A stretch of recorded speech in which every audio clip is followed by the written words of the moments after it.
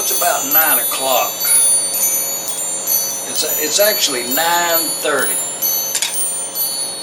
on the big clock over there. Time for cornbread. Pinto beans.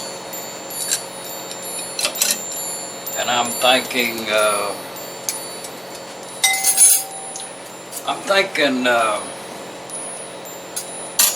potatoes, a vegan type dish. Pull the chair a little bit closer and let's get this cornbread made. I got 2 cups out there. That's that cornmeal mix right there. That's what that is. That's 2 cups of that.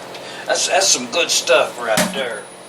That cornmeal mix. I forgot what brand. I think that's a store brand right there. But I'm going vegan with this recipe, meaning that I'm going to use coconut milk, and if I bring that to your attention right there, I mean, that's a condition of the lid that by the time I got it open, it's a very dangerous situation. So, but anyway, with the aid of one of them flip-top things, I managed to cut some alligator teeth in it right there. Alligator teeth. That's what I'm talking about.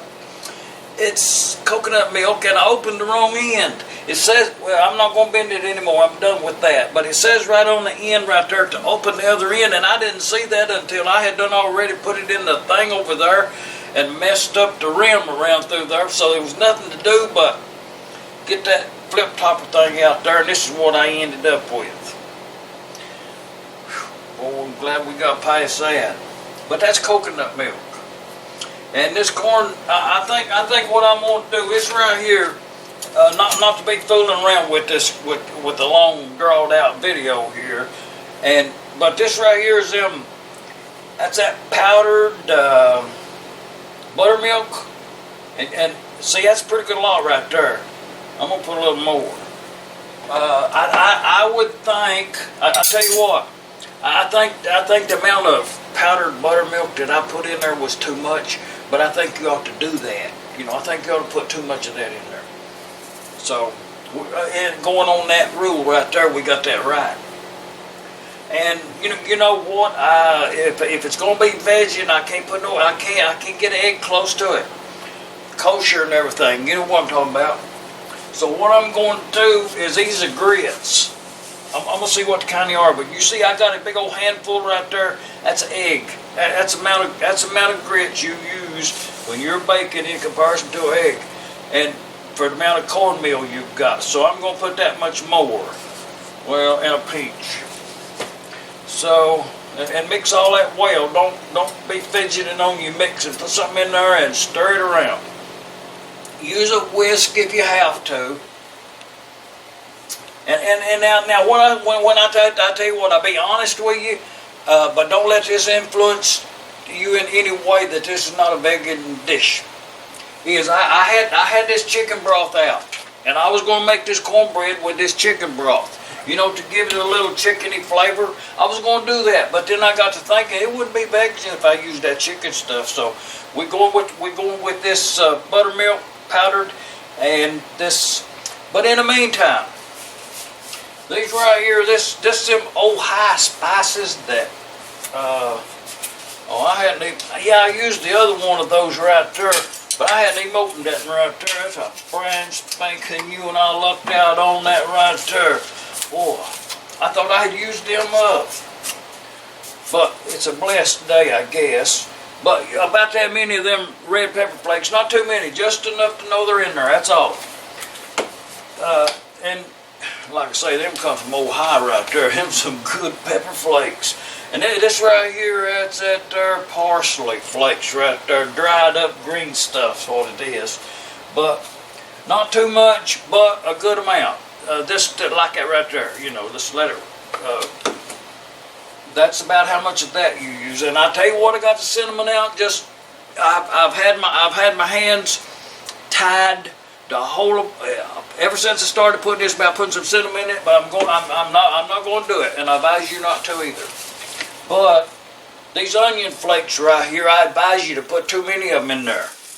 So dried. Let's see about how many, and you know, put stuff. Measure your stuff. Put it in your hand. Know what you're putting in there, and you know, I think that was enough of that right there. Oh, I forgot to mix that parsley around there. You remember? So, and also, this right here is that's that ground up salt right there. You know, you have to do it yourself, and you set it on the ground you want, and if you put on a real coarse grind, I mean, it ain't nothing fancy, I don't think. But, you know, nothing special. But it's good. Boy, this is good salt right here now I'm talking about. And I put about that much. I'd like to have a little more. So, and there again, you know, you're going to do it. I don't have to tell you to or not. You're going to put too much salt in it, you know. And I'm going to quit right there. So, and that right there's all the dry ingredients. Oh, it's going to be good. That right there's that vegetable oil. You know what I mean? This ain't lard or nothing. But put you in you know, about a quarter of a cup. And I don't think that's a quarter of a cup right there. Oh yeah, I forgot something to tell you. Preheating your oven to 450 degrees and put you some of this vegetable oil in the skillet. Put it in the oven and let it be preheating. That's a very important step. Oh, I'm using cast-iron cookware if you're wondering. This, what's that coconut milk? I guess that right there is the reason they said I opened the wrong end of that can. You know, it's liquid on the other end and it's solids down in here. But I wanted to get them solids out of there. I mean, I didn't do it on purpose. It was totally an accident. And that's what I ended up with. And I've got an electric cutter over there. But I'll dispose of that safely. Don't be worried about it, you know. And at this point here, let's mix this up here because, you know, depending on the time of the year, they tell me, you know what I mean, I don't abide by it or nothing like that right there. But they tell me at a different time of the year, different areas of the United States, and, you know, taking the geographical variations and the weather and, you know, whatever they do. Boy, right there is looking good. I hope y'all was watching the measurements on that right there. Man, that's gonna be good. You know, I don't smell no coconut, but I tell you what, it's too thick. I'm gonna put a little bit of water in there, and what I'm gonna do, you know, in order to get a little more coconut, all I'm gonna do is put a little water in that can there, and I'll pick up some coconut on the way out. You want to make, man. And now right here is where you kind of need to be cautious. At this point, I should have put a yellow flag up there. You don't want to put too much water in it at this point right here, or you'll resort to having to add more cornmeal flour or some other dry ingredient to bring it back to this consistency right here. And I'll tell you what I'd enter this right here in the state fair, any state. Look at this. See that roll off there? That's a perfect consistency. If you're making cornbread and you end up with this right here, you know, go ahead and pencil yourself in a good grade there and move down front. The only thing, if I'd have put them skillets in that oven a little bit sooner, I would have liked it better. To the point where I'm going to wait on them, and when you do that, that has something to do with this batter right here rising on you. But I did have that oven preheated for sure up to the 450. So I think them skillets is probably hot enough now. The only thing, if you put this batter in a cast-iron skillet that's not up to temperature and don't have a little bit of oil in it right there, then you're going to suffer with a stuck pound of cornbread. You know, I can tell you that happens every time. I mean, you be extremely lucky if it don't buy a lottery ticket. You know what I mean? So, I'm going to look in that oven over there and see about what I think the temperature on them skillets is. Let's put this batter in there. Well, I tell you what, I'd like for it to be a little bit hotter. But I like to see a lot of sizzle. You know, when you put there's a little bit there, but not enough, I don't think. I'd rather it be more. But I'm going to come back down here. Kind of even them up, you know what I mean? Even though I tell you what, I kind of, on my personal preference on the cornbread, if you're taking note, you know what I mean, pencil it in over there. Maybe in Selvage, in this cookbook that I'm working on, that I prefer it to be a little bit hotter. But, you know, that's all you do right there is, y'all see that? Put that in that oven right there. Oh, that's going to be good.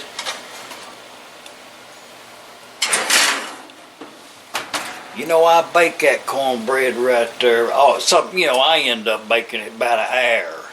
You know, maybe it's the temperature of the oven or something. You know, whatever it would be, is I usually bake it a long time. And somewhere, you know, around, say, 20 minutes, I'll look in that oven there. And even if the cornbread is set up and broke loose from the sides, then I'll flip it over and bake it the rest of the time on the other side. I think it just adds a little something to it. Just a little tip. Pencil it in. And we'll look at it in about 30 minutes. Actually, it's pretty good as is. Oh yeah, it's loose. Watch this. It's really hot. Just let it fall there and then put it right back in that pan right there. Put that back in there. Let's see about that oven over there. Remember, this is cast-iron-skillet cooking right here. Oh yeah, it's loose. You know, kind of shake it around and make sure it's loose. And watch this, because you can't be fooling around with it too much. Actually, I should leave that one as is. You know, just compare the two. But I think you'd have to cook this in a little bit more. I prefer it the other way. I just wanted to... Oh, that's perfect. I just wanted to show you the back side of that too. We're going to have bean soup, pinto beans, along with this. And we'll leave them in there about 15 or 20 more minutes. It's going to be good. Remember that coconut milks and that powdered buttermilk stuff. Cornbread in a cast iron skillet.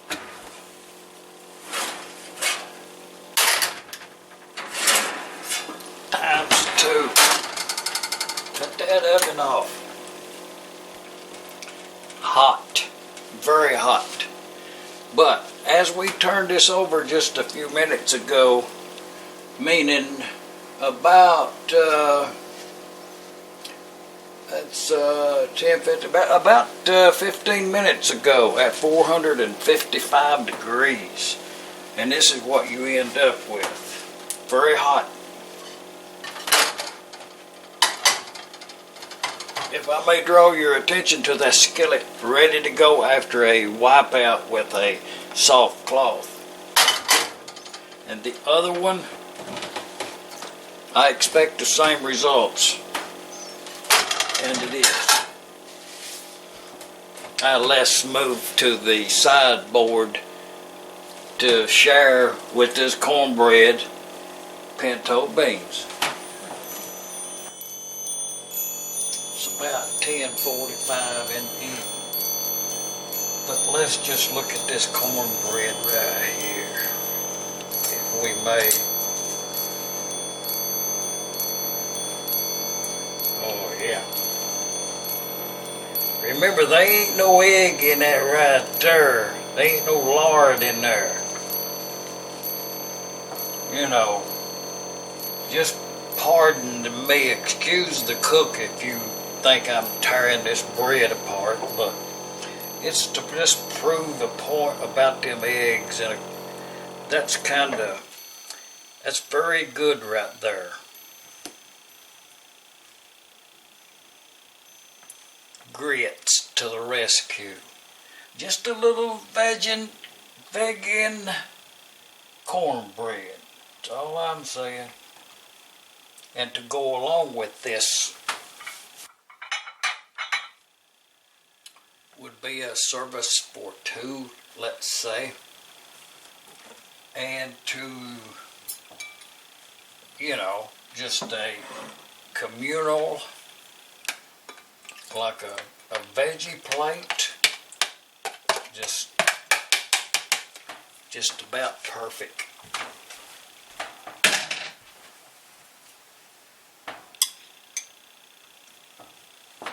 Diced up potatoes right there.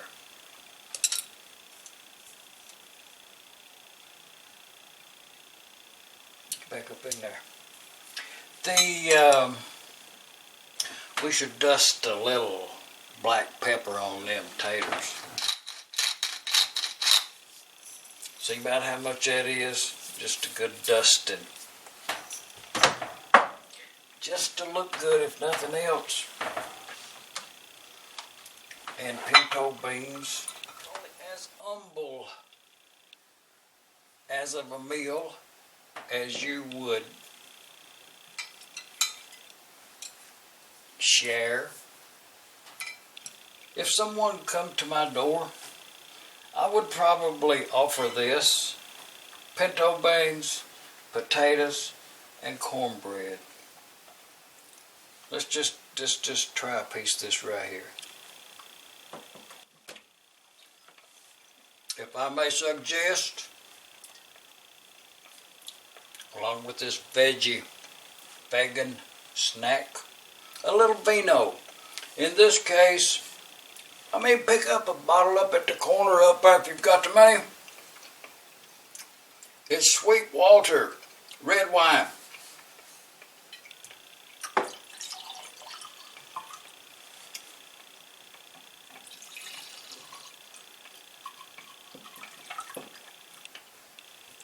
No cap needed.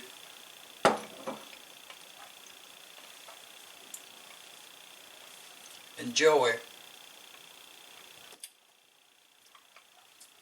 Well, I'm gonna try another piece of this cornbread. Let's try a side piece right down here. Actually, I'm going to take this bowl of beans right here. And you know what I mean? If I was up there at the Waldorf,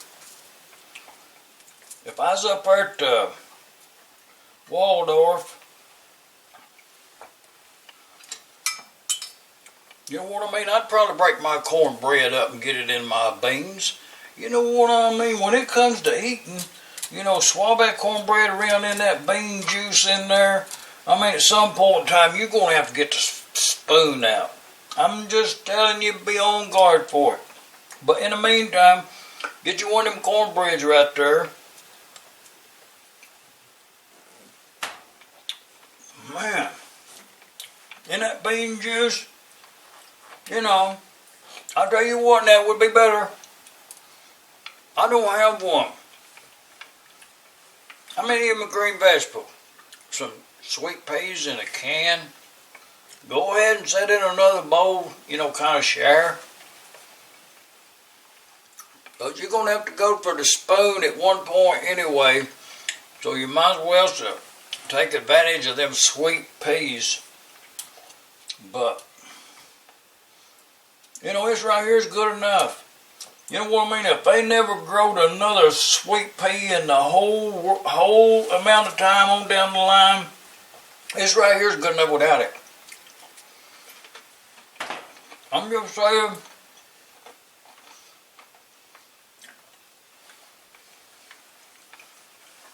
I mean, this right here is low cost too. Man, that's good. Enjoy. I'm gonna go for a spoon. Man, that's good. But I will give you a tip. If I had a big onion, one of them sweet Vidalias, chopped up, fresh, diced up on that. Boy, a big onion. Life would, I mean, it would just, like, it would be, man, I don't have one. Sure would be a nice set, a big onion.